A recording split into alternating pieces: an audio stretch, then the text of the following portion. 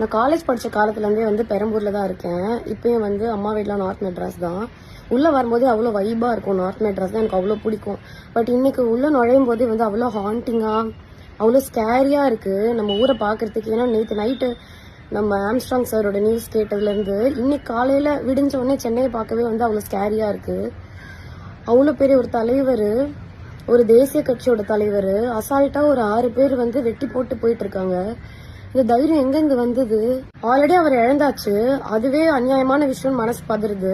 அடுத்தது என்ன தோணுதுன்னா, இதுக்கப்புறம் அரெஸ்ட் பண்ணிட்டு இந்த ஒரு 6 பேரை கூட்டு வந்து கொடுப்பாங்கல்ல, நியூஸ்ல எல்லாம் காட்டுவாங்கல்ல, அந்த 6 பேராவது நிஜமாவே வெட்டின 6 பேர் தானா, இல்ல யாரையாவது கூட்டு வந்து சரண்டர் பண்ண வைப்பாங்களா அப்படின்னு இன்னொரு பக்கம் ஒரு பயமா இருக்கு. எப்படி நம்புறது? நீங்க அரெஸ்டே பண்ணா கூட இவங்க தான் வெட்டியிருப்பாங்கன்னு எப்படி நம்புறது?